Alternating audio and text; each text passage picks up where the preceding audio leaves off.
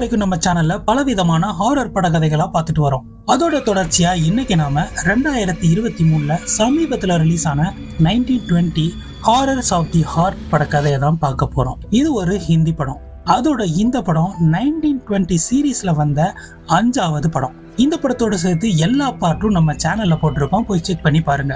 5 பார்ட்டுமே வேற ஸ்டோரி தான். அதனால இந்த வீடியோ பார்த்துட்டு அப்புறம் கூட நீங்க போய் பாருங்க. And welcome to HMTV Tamil. நம்ம சேனலை சப்ஸ்கிரைப் பண்ணாதவங்க சப்ஸ்கிரைப் பண்ணிக்கோங்க, கூடவே அந்த பெல் ஐகானை தட்டி விட்டுக்கோங்க. இப்போ வாங்க டைம் வேஸ்ட் பண்ணாம கதையை ஆரம்பிக்கலாம். படத்தோட ஓப்பனிங்ல இந்த கதையோட ஹீரோயின் மேக்னா அவ அப்பா கூட வாழ்ந்துட்டு வரா. அவ அப்பா பேரு தீரஜ். அவ அப்பானா அவளுக்கு ரொம்ப பிடிக்கும். அதே நேரம் மேக்னா அர்ஜுனுங்கிற ஒருத்தனை உயிருக்கு உயிரா விரும்புறா. அர்ஜுன அவ அப்பா கிட்ட வந்து பொண்ணு கேட்க சொல்றா. ஆனா எப்படி கேட்கறதுன்னு சொல்லி பார்க்கும் போதே அது அவனுக்கு பயங்கரமா சொதப்புது. இதனால மேக்னாக்கு சிரிப்பை அடக்கவே முடியல. என்னால முடியல, வேற ஏதாச்சும் ஐடியா கொடு அப்படின்னு அர்ஜுன் கேட்க, என்னோட பர்த்டேக்கு நான் என்ன கேட்டாலும் என் அப்பா கொடுப்பாருன்னு மேக்னா சொல்றா. அதை கேட்ட அர்ஜுன், அப்போ உன் அப்பா கிட்ட என்ன கேளு அப்படின்னு சொல்லி 2 பேரும் பேசிட்டு இருப்பாங்க. அந்த நேரம் அங்க வேகமா ஒருத்தன் ஓடி வந்து அவ அப்பாக்கு ஏதோ ஆன மாதிரி சொல்ல பதறி அடிச்சுட்டு வீட்டுக்கு போய் பாக்குறா. அங்க அவ அப்பா சூசைட் பண்ணி இறந்து போயிருப்பாரு. அவரை போஸ்ட்மார்ட்டம் பண்ண டாக்டர் அவர் உடம்புக்குள்ள ஹார்ட்டே இல்லைன்னு சொல்றாரு.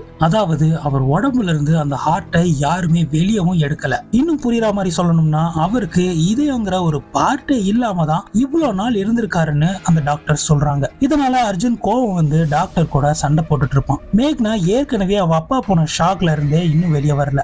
அதனால என் அப்பாவை எனக்கு தயவு செஞ்சு கொடுங்கன்னு அழுது புலம்புறா. அதுக்கப்புறம் அவரை எரிக்கிறதுக்கான இறுதி சடங்கை பண்றாங்க.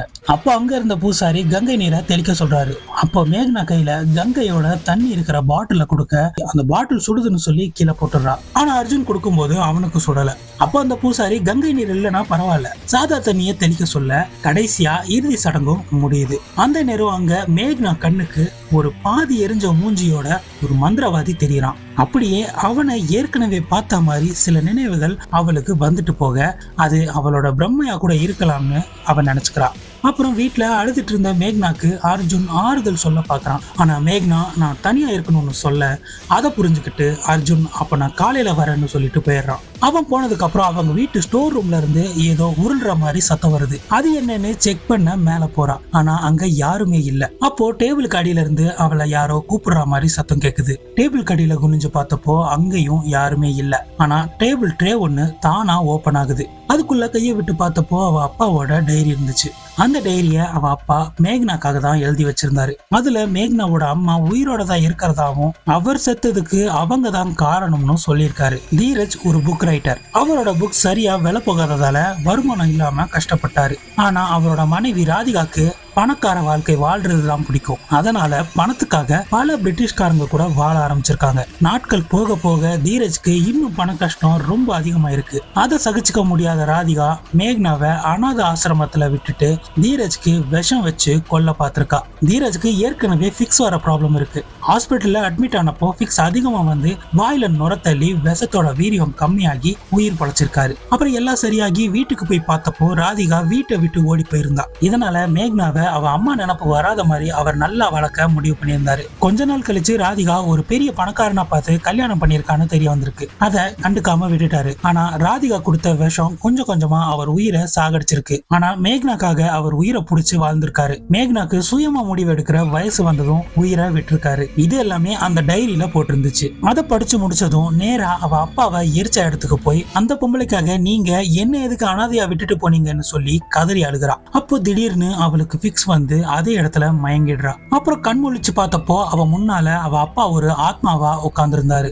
அவர்கிட்ட மேக்னா ரொம்ப கோவமா, தப்பான முடிவு எடுத்துட்டீங்க. உங்க கதையில ஆரம்பத்துல இருந்தே நானும் இருந்திருக்கேன். நீங்க போயிட்டதால இந்த கதை முடிஞ்சிடாது. அவங்கள நான் பழி வாங்கிய தீர்வேன்னு சொல்றா. ஆனா அவ அப்பா வேண்டான்னு சொல்றாரு. ஆனா அவ வாழ்க்கையை அழிச்ச அவ அம்மா சந்தோஷமா இருக்கும்போது நான் நிம்மதியா வாழ முடியாது. ஒண்ணு பழி வாங்கணும், இல்லனா நானும் உங்களை மாதிரி சாகணும் அப்படின்னு சொல்றா. மேக்னா அப்படி சொன்னதால தீரஜ் பழிவாங்க சம்மதிக்கிறாரு. அது மட்டும் இல்லாம அவரும் துணைக்கு இருக்கிறதா சொல்றாரு. ஆனா அவ அம்மா இருக்கிற வீட்டுல கடவுள் ஆதிக்கம் அதிகம். இறந்து போனவங்க இந்த உலகத்துல ஆத்மாவா தங்க கூடாது. அப்படி தங்குனா கடவுள் இருக்கிற இடத்துல என்னால நுழைய முடியாது. நீ உன் அம்மா வீட்டுக்கு போகணும். நீ நுழைஞ்சதும் நானும் உள்ள நுழைய முடியும். அப்புறம் அவளை மட்டும் இல்லாம அவ குடும்பத்தையே நிலக்கொலைய செய்யலான்னு சொல்றாரு. அப்புறம் மேக்னா அவ அம்மா ராதிகா வாழ்ற பங்களாக்கு கிளம்பி போகிறா. காலிங் பெல் அடிச்சதும் அந்த வீட்டோட ஹவுஸ் கீப்பர் ஓபன் பண்றாரு. அவர்கிட்ட விஷயத்த சொல்ல அவர் நேரா இந்த பங்களாவோட ஓனர், அதாவது இவ அம்மாவோட ஹஸ்பண்ட் சாந்தனு கிட்ட சொல்றாரு. அங்க சாந்தனுவோட பொண்ணு அதிதிக்கு பர்த்டே பார்ட்டி நடந்துட்டு இருந்துச்சு. அந்த பார்ட்டிக்கு வந்தவங்க கிட்ட பேசிட்டு இருந்த ராதிகாவை தனியா கூப்பிட்டு வந்து, உன் பொண்ணு மேக்னா வந்திருக்கா, அவளை போய் பாரு அப்படின்னு காட்டுறாரு. ராதிகா மேக்னாவை பார்த்ததும் அவகிட்ட பேச தயக்கமா இருக்கு. நீங்களே போய் பேசுங்கன்னு சொல்லிட்டு அங்க இருந்து போயிடுறாங்க. அப்புறம் சாந்தனு மேக்னா கிட்ட வந்து அவரை அறிமுகம் பண்ணிக்கிறாரு. எனக்கு நீங்க யாருன்னு தெரியும், நீங்க தான் என் அம்மாவோட ஹஸ்பண்ட்னும் தெரியும்னு சொல்றா. எங்க பொண்ணுக்கு இன்னைக்கு 16வது பிறந்த நாள். உங்க அம்மா ரொம்ப பிஸியா இருக்காங்க, அதனாலதான் அவங்களால வந்து பார்க்க முடியலன்னு சொல்றாரு. இத்தனை வருஷத்துல அவங்களுக்கு என்ன பார்க்க எப்பதான் டைம் கிடைச்சிருக்கு, இப்போ பார்க்க அப்படின்னு மேக்னா சொல்றா. சரி, நீ வந்த காரணம் என்னன்னு சாந்தனு கேட்கிறாரு. அதுக்கு மேக்னா, என் அம்மா கிட்ட சொல்லிருங்க, என்னோட அப்பா சூசைட் பண்ணி இறந்துட்டாரு. அவர் போனதால இப்போ எனக்கு எங்க போறதுன்னு தெரியல, அதான் நான் அவங்கள பார்க்க வந்தேன் அப்படின்னு சொல்றா. சாந்தனு மேக்னா கிட்ட, நீங்க வந்தது ரொம்ப நல்ல விஷயம். இதுவும் உன் வீடு தான். உங்க அம்மாக்கு நீ பொண்ணுன்னா எனக்கும் நீ பொண்ணு மாதிரி தான். நீ தாராளமா இங்கே தங்கிக்கொண்டு சொல்லி அவளுக்காக ஒரு ரூமையும் கொடுக்குறாரு. அப்புறம் ரூம்ல அவ அப்பா போட்டோவை வச்சு, நீங்க சொன்ன மாதிரி நான் இந்த வீட்டுக்குள்ள நுழைஞ்சிட்டேன். இந்த குடும்பத்தை நாசம் பண்ண அடுத்து நான் என்ன பண்ணணும்னு கேட்பா. அப்ப பக்கத்து ரூம்ல இருந்து அவ அம்மாவும் அவங்களோட பொண்ணும் பேசிக்கிற சத்தம் கேக்குது. மெல்ல போய் அவங்கள பாக்குறா. அவ அம்மா அவங்க பொண்ண கொஞ்சறத பார்த்து, அந்த பாசம் எனக்கு கிடைக்கலையேன்னு ஏக்கமா பாக்குறா. ஆனாலும் அவங்க மேல மேக்னாக்கு பயங்கர கோபம் இருக்கு. அப்புறம் ராதிகா தன்னோட பொண்ணுக்கு காயத்ரி மந்திரம் சொல்லி தூங்க வச்சுட்டு அங்க இருந்து போறாங்க. அப்புறம் அவங்க ரூமுக்கு போனதும் ராதிகா கிட்ட சாந்தனு மேக்னா சொன்னதை சொல்றாரு. என்ன பத்தி ஏதாச்சும் சொன்னாலா, வேற என்னென்ன சொன்னா அப்படின்னு கேக்குறாங்க. அவ அப்பா போன வருத்தத்துல தான் இன்னும் இருக்கா, அதனால நான் பெருசா எதுவும் கேட்டுக்கல, போக போக பாத்துக்கலாம்னு சொல்றாரு. அப்புறம் நைட்டு மேக்னா தூங்கிட்டு இருக்கும் போது அவ கனவுல அவ அப்பா வராரு. இந்த வீட்டுல எரியிற விளக்க அணைக்கணும், அப்பதான் நான் உள்ள வர முடியும் அப்படின்னு சொல்றாரு. உடனே கண்முழிச்ச மேக்னா அந்த வீட்டுல இருக்கிற பூஜை அறைக்கு போறா. அங்க எரிஞ்சிட்டு இருந்த விளக்க ஊதி அணைக்கிறா. அப்போ வீட்டுக்கு வெளியே அந்த பாதி மூஞ்சி எரிஞ்ச மந்திரவாதி வந்து தீரஜோட ஆத்மாவை ஏவி போய் இந்த வீட்டுல இருக்கவங்கள நாசமாக்குன்னு சொல்றாரு. அப்புறம் ராதிகா தூங்கிட்டு இருக்கும் போது அவங்க ரூம் கதவு தட்டுற சத்தம் கேட்டு எந்திரிச்சு யாருன்னு கேக்குறாங்க. எந்த பதிலுமே திரும்ப வரல. ஆனா ரூம் கதவு தானா ஓபன் ஆகுது. அதனால எந்திரிச்சு போய் யாருன்னு பாக்குறாங்க. ஆனா யாருமே இல்ல. திரும்ப ரூமுக்குள்ள வந்து பார்த்தப்போ அணைஞ்சு கிடந்த கேண்டில் எல்லாம் எரிஞ்சு இருந்துச்சு. அது எப்படி எரிஞ்சிச்சுன்னு குழப்பத்தோட ஊதி அணைக்கிறாங்க. அப்போ திடீர்னு அங்க ஒரு பேய் வந்துட்டு போக பயந்து போயிடுறாங்க. அப்புறம் அவங்க ஹஸ்பண்ட் பக்கத்துல இருந்த கேண்டில பயந்துகிட்டே ஊதி அணைக்கிறாங்க. ஆனா இப்போ எந்த பேயும் வரல. அதனால இதெல்லாம் அவங்க பிரம்மையா தான் இருக்கும்னு மனசை தைரியப்படுத்திக்கிறாங்க. ஆனா கட்டிலுக்கு அடியில இருந்து ஒரு கை அவங்கள பிடிச்சு இழுக்குது. உடனே கீழே விழுந்த ராதிகாவை தீரஜோட ஆத்மா, நான் உன்னை தேடி வந்துட்டேன் அப்படின்னு சொல்லி பயமுறுத்த டக்குன்னு கண்முழிச்சு அவன் வந்துட்டான், அவன் மறுபடியும் வந்துட்டான்னு புலம்புறாங்க. ஏன்னா அவங்க கண்டது கனவு. உடனே அவங்க சத்தம் கேட்டு எந்திரிச்ச சாந்தனும் ராதிகா கெட்ட கனவு கண்டிருப்பாங்கன்னு புரிஞ்சுக்கிட்டு சமாதானம் படுத்துறாரு. அடுத்த நாள் அந்த வீட்டோட ஹவுஸ் கீப்பர் பூஜை அறையில விளக்க எரிக்க ட்ரை பண்றாரு. ஆனா விளக்கு எரியல. அவர்கிட்ட சாந்தனு, உங்களால ஒரு விளக்க கூட எரிக்க முடியலையான்னு கிண்டலா கேட்க, பிரச்சனை வத்திக்குச்சிலேயோ இல்ல விளக்குலயோ இருந்தா பரவாயில்ல, வீட்டுக்கு வந்திருக்கிற விருந்தாளி கிட்ட தான் பிரச்சனை இருக்குன்னு நினைக்கிறேன். நேத்து நைட் அந்த பொண்ணை நான் பூஜை ரூம் கிட்ட பார்த்தேன். அப்பதான் இந்த விளக்கு அணைஞ்சிருந்துச்சு. அதுக்கு முன்னாடி வரைக்கும் இந்த விளக்கு அணைஞ்சதே இல்ல. ஆனா இப்போ அணைஞ்ச இந்த விளக்கு எரிய மாட்டேங்குது. இதுக்கு என்ன அர்த்தம் அப்படின்னு கேக்குறாரு. உடனே சாந்தனு, அந்த பொண்ணு வந்து ஒரே ஒரு நாள் தான் ஆகுது, அதுக்குள்ள அவளை தப்பு சொல்றதுதான் மகா தப்பு. அவ சாதாரண சின்ன பொண்ணு, அவளால என்ன பிரச்சனை வரப்போகுது அப்படின்னு சொல்றாரு. அதே நேரம் மேக்னா அவர் ரூம்ல, நீங்க சொன்னது சரிதான், அந்த பொம்பளை இன்னும் என்ன வந்து பார்க்கல, அடுத்து நான் என்ன பண்ணட்டும், சீக்கிரமா நான் இங்க இருந்து போகணும்னு சொல்ல, அங்க இருந்த கிராம போன்ல இருந்து அவ அப்பா வாய்ஸ் கேக்குது. இன்னைக்கு நைட் அமாவாசை, நைட்டு வரைக்கும் கொஞ்சம் வெயிட் பண்ணு, என்ன பண்ணணும்னு நான் உனக்கு சொல்றேன், அது வரைக்கும் இந்த குடும்பத்துக்கிட்ட இருந்து கொஞ்சம் தள்ளி ஏறுன்னு அவ அப்பா சொல்றாரு. அப்புறம் ராதிகாவோட பொண்ணு ஸ்கூலுக்கு ரெடி ஆகி பிரேக்ஃபாஸ்ட்காக வெயிட் பண்ணிட்டு இருந்தா. அப்போ ராதிகா கிச்சன்ல இருந்து கண்ணாடி டம்ளர்ல பால் எடுத்துட்டு வெளியே வராங்க. அப்போ மேக்னா அங்க வர பாலை தெரியாம தட்டி விட்டுருவா. அதுக்கு அவ அம்மா, காலங்காத்தால அபசகனம் அப்படின்னு சொல்லிடுவா. ஆனா அத ராதிகா தெரிஞ்சு சொல்லல. மேக்னா அவளை பிடிக்காததாலதான் அவ அம்மா அப்படி சொன்னதா நினைச்சுக்கிறா. அந்த நேரம் அர்ஜுன் அவளை தேடி வந்திருந்தான். வந்தவன் என்கிட்ட சொல்லாம எதுக்கு வந்தேன்னு கேக்குறான். ஒரு முக்கியமான வேலை இருக்கு, அதை முடிக்கதான் நான் இங்க வந்திருக்கேன்னு மேக்னா சொல்றா. நாம 2 பேரும் ஒருத்தரை ஒருத்தர் விரும்புறோம், என்கிட்ட கூட சொல்ல முடியாத அளவுக்கு என்ன வேலைன்னு அர்ஜுன் கேட்க, அதை என்னால சொல்ல முடியாது, வேலையை முடிச்சதும் மறுபடியும் நம்ம லைஃப ஃப்ரெஷ்ஷா ஸ்டார்ட் பண்ணலான்னு மேக்னா சொல்றா. அப்போ நீ வந்த வேலையை முடி, அந்த வேலை முடிஞ்சதும் நாம 2 பேரும் ஒன்னாவே போலான்னு அர்ஜுன் சொல்றான். அப்புறம் அவங்க ஒரு ஹோட்டல்ல தங்கி டைம் ஸ்பெண்ட் பண்றாங்க. ஆனா திடீர்னு அவர் அப்பா அவ முன்னால வந்து பழி வாங்க வந்துட்டு, இவன் கூட என்ன பண்ணிட்டு இருக்க அப்படின்னு ரொம்ப கோவமா கேட்க, நாங்க ஒருத்தர் விரும்புறோம்னு அவ அப்பா கிட்ட சொல்றா. ஆனா அவர் அப்பாவோட கோவம் அடங்கவே இல்லை. இந்த விஷயத்தால என் பழிவாங்கிற உணர்வு மறைஞ்சிடாது, என் அம்மா குடும்பத்தை நான் அழிச்சே தீர்வேன்னு உறுதியா சொல்றா. நீ இந்த மாதிரி காதல் பண்ணிட்டு தெரிஞ்சா ஒன்னும் கிழிக்க மாட்டேன்னு சொல்லிட்டு கோவமா மறைஞ்சு போயிட பார்த்தா இது எல்லாமே கனவுல நடந்திருக்கு. ஆனா இவ கனவுல பேசினது எல்லாத்தையும் நிஜத்துல வளர அது அர்ஜுன் கேட்டுட்டான். மேக்னா எதுக்காக இங்க வந்திருக்கான்னு எல்லாத்தையுமே தெரிஞ்சுக்கிட்டான். மேக்னாக்கு 24 மணி நேரம் கொடுத்து இதை எல்லாத்தையுமே கைவிட்டுட்டு அவன் கூட வர சொல்றான். அப்படி வரலன்னா அவ அம்மா கிட்ட மேக்னா எதுக்காக வந்திருக்கான்னு சொல்லிருவேன்னு சொல்லி மிரட்டி பிளாக்மெயில் பண்றான். ஆனா இவ இப்படி சொன்னது அந்த மந்திரவாதிக்கும் தெரிய வருது. அர்ஜுன் ஹோட்டல்ல இருக்கும்போது ரேடியோல பாட்டு கேட்டுட்டு இருப்பான். ஆனா ரேடியோ தானா ஆஃப் ஆகுது. அதே நேரம் அந்த மந்திரவாதி ஹோட்டலுக்கு வெளியே வந்திருப்பான். அப்போ ரூமுக்கு போயிருந்த அர்ஜுனை கண்ணுக்கே தெரியாத ஏதோ ஒரு அமானுஷ்யம் தாக்குது. அதுகிட்ட இருந்து தப்பிச்சு வெளியே வந்தா அங்க அந்த மந்திரவாதி திடீர்னு வந்து பயமுறுத்துறான். அப்புறம் மறுபடியும் அந்த கண்ணுக்கே தெரியாத அமானுஷ்யம் அவனை தூக்கி போட்டு பந்தாடுது. அதுக்கப்புறம் மேக்னா வீட்டுக்குள்ள போகும்போது அங்க அவ அம்மாவோட பொண்ணு அதித்தி தூங்காம உட்காந்துட்டு இருந்தா. அவ மேக்னா சாப்பிடாம இருப்பான்னு அவளுக்காக சாப்பாடு கொண்டு வந்திருந்தா. அதுக்கப்புறம் அதித்தி, நீங்க என்னோட அம்மாவோட பொண்ணுன்னு தெரிஞ்சுக்கிட்டேன், எனக்கு ஒரு அக்கா இருந்தா நல்லா இருக்குன்னு ரொம்ப நாளா ஆசை, இப்ப நீங்க கிடைச்சதால ரொம்ப சந்தோஷமா இருக்குன்னு சொல்லி மேக்னாவை கட்டி பிடிக்கிறா. மேக்னா மனசுல லைட்டா அவ மேல நல்ல அபிப்பிராயம் வர ஆரம்பிக்குது. அப்புறம் மேக்னா நைட் தூங்கிட்டு இருக்கும் போது அவ கனவுல மறுபடியும் அவ அப்பா வராரு. நான் சொன்னபடியே உன் பாய் ஃப்ரெண்ட் உனக்கு தடையா இருக்கான், அவனை பத்தி இனி நீ கவலைப்படாத, நாளைக்கு உன் கையில என்னோட அஸ்தி கிடைக்கும், அதை எப்படியாச்சும் இந்த வீட்டுக்குள்ள கொண்டு வந்துருன்னு சொல்றாரு. அப்படியே அவ கனவு கலைஞ்சு முழிக்கிறா. அடுத்த நாள் காலையில மேக்னா கிச்சன் பக்கம் போகும்போது என்ன கவனிச்சுக்கிற மாதிரியே மேக்னாவையும் இனிமேல் கவனிங்கன்னு சொல்றா. இதை மேக்னா ஒளிஞ்சிருந்து பாத்துட்டு இருந்தா. அதித்திக்கு மேக்னா மேல உண்மையா பாசம் இருக்குன்னு நம்ப ஆரம்பிக்கிறா. அப்போ திடீர்னு மேக்னா முன்னாடி அந்த பங்களாவோட தோட்டக்காரன் வந்து, உனக்காக கருப்பு ரோஜா ஒண்ணு பூத்திருக்கு, நீ எப்ப இந்த வீட்டோட விளக்கு அணைச்சியோ அப்ப பூத்த பூ இது, ஒரு தீய சக்தி நுழையதான் தீபத்தை அணைக்கணும், ஒரு நல்ல சக்தி வீட்டுக்குள்ள நுழைஞ்சா தீபம் தானாவே எரிஞ்சிரும், உன் முன்னால ஒரு மந்திரவாதி வந்திருப்பான், உன் அப்பாவை எரிக்கிறதுக்கு முன்னால கங்கை நீரை தெளிக்க முடிஞ்சிருக்காது, இது எல்லாமே தீய சக்திக்கான அடையாளம், நீ நல்லா யோசிச்சு பாரு அப்படின்னு சொல்றான். அதுக்கப்புறம் ராதிகா கிட்ட சாந்தனும், எவ்வளவு நான் இப்படி தயங்கிட்டே இருப்பேன், நீ அவகிட்ட உண்மை எல்லாத்தையும் சொன்னாதான் அவ உன் பாசத்தை புரிஞ்சுப்பான்னு சொல்றாரு. சரின்னு தைரியத்தை வர வச்சுட்டு மேக்னா கிட்ட பேச போறாங்க. மேக்னா புக்ஸ் படிச்சுட்டு இருந்தா. அதனால உனக்கு புக்ஸ்னா ரொம்ப பிடிக்குமான்னு பேச்ச ஸ்டார்ட் பண்றாங்க. ஆனா பேசுறதுக்குள்ள அங்க அதித்தி ரொம்ப முக்கியமான வேலை இருக்குன்னு மேக்னாவை தனியா கூப்பிட்டு வந்து யாரோ ஒரு லெட்டர் கொடுத்து விட்டு இருக்கிறதாவும், அதுல மேக்னாவோட பாய் ஃப்ரெண்ட் ஹாஸ்பிட்டல்ல அட்மிட் ஆயிருக்கிறதாவும் சொல்லி அவளை ஹாஸ்பிட்டலுக்கு கூட்டிட்டு போறா. ஹாஸ்பிட்டலுக்கு போய் அர்ஜுன் கிட்ட என்ன ஆச்சுன்னு மேக்னா கேக்குறா. அர்ஜுன் நடந்த விஷயத்த சொல்றான். ஆனா அந்த அமானுஷ்யமான சக்தி கிட்ட இருந்து உன் அப்பா தான் என்னை காப்பாத்தி உன் அம்மா எப்படிப்பட்டவங்கன்னு சொன்னதா சொல்றான். அதோட நீ பழி வாங்குறத விடாத, உனக்கு நான் இனி துணையா இருக்கேன்னு சொல்றான். அதோட மேக்னா அப்பாவோட அஸ்தியை கொடுத்து அதை உன் அப்பா தான் உன்கிட்ட கொடுக்க சொன்னதாகவும், அதை வச்சு என்ன பண்ணணும்னு உனக்கு தெரியும்னு சொன்னாருன்னு சொல்லி அவளை அனுப்பி விடுறான். ஆனா உண்மை என்னன்னா, அர்ஜுன் அன்னைக்கு நைட்டே அந்த அமானுஷ்யமான சக்தி தாக்கி செத்து போயிட்டான். அவன் ரூபத்துல இந்த ஹாஸ்பிட்டல்ல இப்ப இங்க இருக்கிறது அந்த மந்திரவாதி. இந்த அஸ்தி கிடைக்கிறதுக்கு முன்னாலேயே அவ அப்பா கனவுல வந்து கடைசியா ஒரே ஒரு காரியம் மட்டும் பண்ணணும், அதை பண்ணா ராதிகா வாழ்க்கையே நாசமாயிடும்னு சொல்லியிருக்காரு. அது என்னன்னா, அந்த அஸ்தியை அதித்தியோட தலகாணிக்கு அடியில கொட்டணும். அதால அதித்திக்கு ஏதாச்சும் ப்ராப்ளம் வரும். அப்படி அவளுக்கு ஏதாச்சுன்னா அவளை உயிரை நினைக்கிற அவ அம்மாவுக்கு நரக வேதனையா இருக்கும்னு சொல்றாரு. அப்புறம் அந்த அஸ்தியை வாங்கிட்டு வந்து தோட்டத்துல உட்காந்துருப்பா. அப்போ அந்த தோட்டக்காரன் அவ அப்பா சொன்னதை நேர்ல பார்த்த மாதிரி அப்படியே சொல்றான். அதோட நீ பண்ண போறது ரொம்ப பெரிய தப்பு, அதை நீயா தப்புன்னு உணரும் போது என்னை வந்து பாருன்னு சொல்றான். ஆனா அதை மேக்னா காதுல வாங்கிக்காம அங்க இருந்து எந்திரிச்சு போயிடுறா. அப்புறம் நைட் எல்லாரும் தூங்கிட்டதுக்கு அப்புறம் தயக்கத்தோட அந்த அஸ்தியை கொண்டு போய் அதித்தி தலகாணி கடியில கொட்டுறா.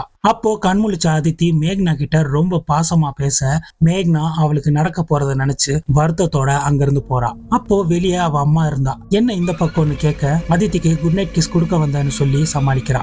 அப்புறம் நான் உன்கிட்ட ஒரு உண்மையை சொல்ல வந்தேன், அதுக்குள்ள அதித்தி உன்னை கூட்டிட்டு போயிட்டா, உனக்கு எப்ப டைம் கிடைக்குதோ சொல்லு, நான் உன்கிட்ட சொல்லணும் அப்படின்னு சொல்றாங்க. ஆனா மேக்னா, என் அப்பா எனக்கு எல்லா உண்மையும் ஏற்கனவே சொல்லிட்டாரு, நீங்க சொல்லணும்னு அவசியம் இல்லைன்னு கோவமா அங்கிருந்து போயிடுறா. அப்புறம் கொஞ்ச நேரம் கழிச்சு அதித்தி தூங்கிட்டு இருக்கும்போது அவ போர்வை மெல்ல விலகுது. உடனே கண்முழிச்சு உட்கார அப்போ கட்டிலுக்கு அடியில இருந்து அவ கைய திடீர்னு ஒரு எரிஞ்ச கை வந்து பிடிக்கிற மாதிரி தெரிய உடனே பயந்து எந்திரிச்சு கட்டிலுக்கு அடியில பாக்குறா. ஆனா அங்க யாருமே இல்ல. அப்போ வெளியே இருந்து யாரோ அவளை கூப்பிடுற சத்தம் கேக்குது. வெளியே போய் பார்த்தா அங்கேயும் யாரும் இல்ல. ஆனா அங்க ஒரு கண்ணாடி இருந்துச்சு. அதை பார்த்துட்டு திரும்புவா. ஆனா கண்ணாடியில இருந்த அவளோட பிம்பம் லேட்டா திரும்புது. மறுபடியும் கண்ணாடியை பார்த்துட்டு திரும்பினா இப்பவும் அதே மாதிரி அவ பிம்பம் லேட்டா திரும்புது. அப்புறம் மறுபடியும் கண்ணாடியில பார்த்தா கண்ணாடியில இருந்த அவ உருவம் அவளை பார்த்து சிரிச்சு கிட்ட வர சொல்லுது. அவளும் கிட்ட போறா.